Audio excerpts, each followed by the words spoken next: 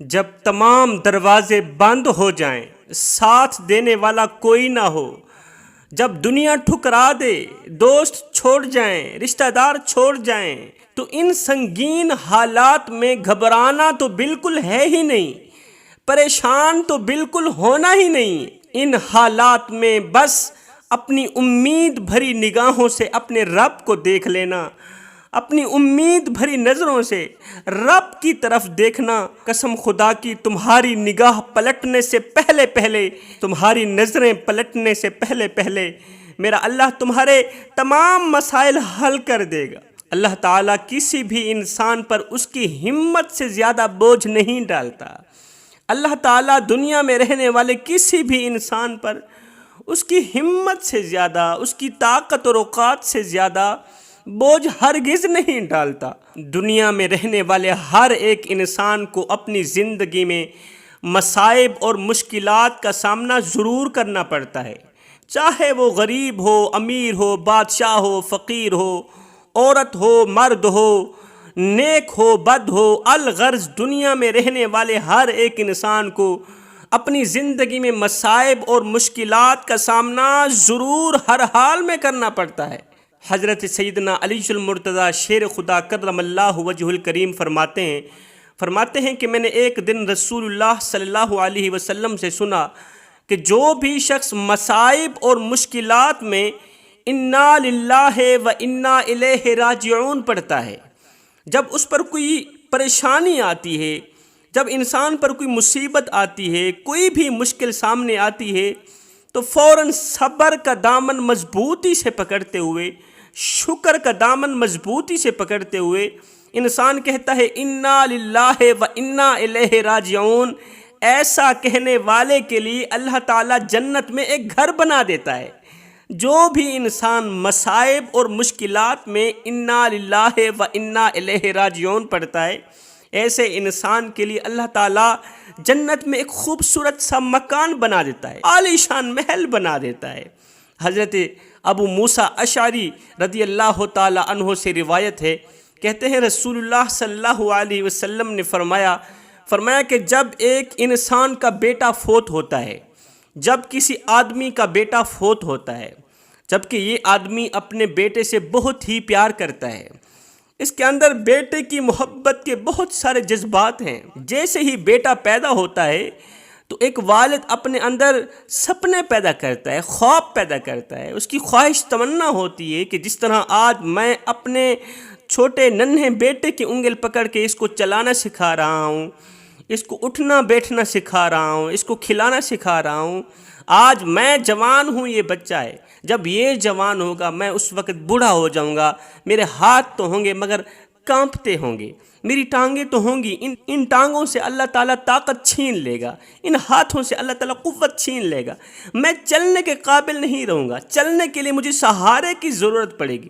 تو پھر یہ میرا بیٹا ہوگا، جس طرح آج میں اس کی انگل پکڑ کے اس کو سہارا دے رہا ہوں، تو بڑا بن کر یہ مجھے سہارا دے گا، میرے چلنے میں میری مدد کرے گا، یہ بڑا بن کر میرا بازو بنے گا، میری خدمت کرے گا، جس طرح آج میں اپنی رگوں سے خون نکال کر اس کی رگوں میں ڈال رہا ہوں۔ یہ ایک باپ کے سپنے ہوتے ہیں۔ نبی علیہ الصلوۃ والسلام فرماتے ہیں جب ایک آدمی کا نوجوان بیٹا فوت ہوتا ہے، اس سے بڑی پریشانی کون سی ہو سکتی، اس سے بڑی آزمائش کون سی ہو سکتی ہے کہ ایک شخص کا نوجوان بیٹا فوت ہو گیا، اس سے بڑی مصیبت کون سی ہو سکتی۔ جیسے ہی اس کا بیٹا فوت ہوتا ہے، اس کا انتقال ہوتا ہے، تو یہ فوراً ہی کہتا ہے انا للہ و انا الیہ راجعون۔ بیٹے کی میت کو، بیٹے کا چہرہ دیکھتے ہی بے ساختہ بول پڑتا ہے انا للہ و انا الیہ راجعون۔ اللہ تعالیٰ حضرت اسرائیل علیہ السلام سے پوچھتا ہے اسرائیل، اس کے اوپر اتنی بڑی مصیبت ٹوٹی، اتنی بڑی مصیبت اور آزمائش کا پہاڑ ٹوٹا، اس کا نوجوان بیٹا اس کے ہاتھوں چلا گیا، یہ بتا کہ جب اس کا نوجوان بیٹا مرا تو اس کی زبان پر اس وقت کون سا لفظ تھا، میرے اس بندے نے اس وقت کیا کہا تھا؟ تو فرشتے کہتے ہیں یا باری تعالیٰ، جب تیرے اس بندے کا بیٹا فوت ہوا تو اس کی زبان سے بے ساختہ نکل گیا انا للہ و انا الیہ راجعون۔ مالک بندے نے پہلے تو تیرا شکر ادا کیا، پھر پڑھا انا للہ و انا الیہ راجعون۔ یہ سنتے ہی میرا اللہ فرماتا ہے میرے اس بندے کے لیے جنت میں ایک خوبصورت سا عالی شان محل تیار کر دو، ایک عالی شان مکان بنا دو، اور اس عالی شان محل کا نام بیت الحمد، اس کا نام شکرانے کا گھر بیت الحمد رکھ دو۔ یہ انعام کیوں دیا جا رہا ہے؟ اس لیے کہ اس کے اوپر مصیبتوں کے پہاڑ ٹوٹے، آزمائشوں کے پہاڑ ٹوٹے، اس نے صبر کا دامن مضبوطی سے پکڑتے ہوئے، شکر کا دامن مضبوطی سے پکڑتے ہوئے انا للہ و انا الیہ راجعون کہا ہے۔ میرا اللہ فرماتا ہے او میرے بندے، کیا تم ایسے ہی جنت میں چلے جاؤ؟ کیا جنت میں جانا اتنا آسان ہے؟ جنت میں جانا اتنا آسان نہیں ہے جتنا تم لوگوں نے سمجھ رکھا ہے۔ جنت میں جانا بڑا ہی مشکل ہے۔ آسانی تک جانے سے پہلے آسانیوں تک پہنچنے سے پہلے مشکلات کا سامنا کرنا پڑتا ہے۔ فرمایا جنت میں جانے سے پہلے پریشانیوں کی بھٹی میں جلنا پڑے گا، جہنم کی آگ سے بچنے کے لیے آزمائشوں کی بھٹی میں جلنا پڑے گا، مصیبتوں کی بھٹی میں چلنا پڑے گا، آزمائشوں کی، مصیبتوں کی، پریشانیوں کی، مشکلات کی بھٹی میں جل جل کے یہاں تک کہ تمہارے اندر ایک گناہ، ایک چھوٹی سی غلطی بھی موجود نہیں ہوگی۔ چھوٹے سے چھوٹے گناہوں کو بھی یہ بھٹی جلا کے راکھ کر دے گی۔ آزمائشوں کی بھٹی، مصیبتوں کی بھٹی، مشکلات کی بھٹی چھوٹے سے چھوٹے گناہوں کو بھی جلا کے راکھ کر دے گی۔ جب تم بالکل سر سے لے کر پاؤں تک پاک و صاف ہو جاؤ گے، پھر جا کر تم جنت کا منہ دیکھو گے، پھر جا کر تم جنت کا نظارہ کرو گے۔ آزمائش، مصیبت، پریشانیاں دو لوگوں کا کبھی پیچھا نہیں چھوڑتی۔ آزمائش دو لوگوں کا کبھی بھی پیچھا نہیں چھوڑتی، ایک مومن مرد، دوسری مومن عورت۔ آزمائش، مصیبتیں، پریشانیاں، مشکلات کبھی ان پر حملہ کرتی ہیں، کبھی مومنوں کی اولاد پر حملہ کرتی ہیں، کبھی ان کی بیویوں پر حملہ کرتی ہیں، کبھی ان کے مال پر حملہ کرتی ہیں۔ اور یہ وہ لوگ ہوتے ہیں جو شکر کا دامن کبھی نہیں چھوڑتے،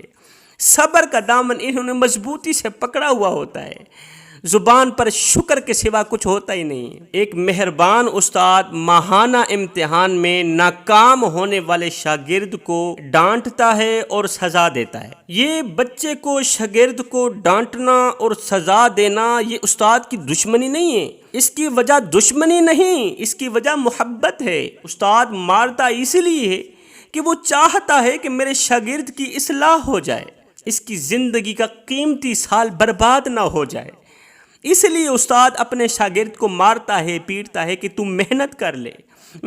لے، کہیں ایسا نہ ہو تیری زندگی کا قیمتی سال برباد نہ ہو جائے،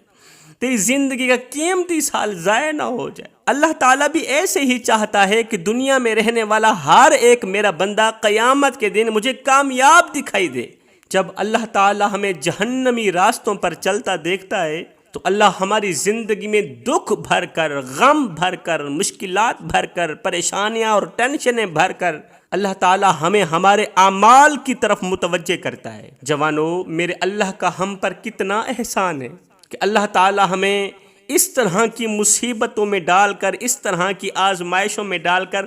توبہ کرنے کا موقع فراہم کرتا ہے۔ آخری بات، آخری سبق جوانو، جب حالات حد سے زیادہ بڑھنے لگے، جب معاملات حد سے زیادہ خراب ہونے لگیں، جب تم مشکلات سے بری طرح متاثر ہو جاؤ تو لا الہ الا انت سبحانک انی کنت من الظالمین، میرے نبی کی بتائی گئی دعائیں، میرے نبی کی فرمائی گئی دعائیں، لا الہ الا انت سبحانک انی کنت من الظالمین، یا حی یا قیوم برحمتک استغیث، یہ دونوں دعائیں پڑھ کر اللہ کی ذات کی طرف متوجہ ہونا ہے۔ ان دو دعاؤں کے ذریعے اپنی دعا اللہ سے مانگے تو اللہ تعالیٰ ان کی دعائیں رد نہیں کرے گا، ضرور قبول فرمائے گا۔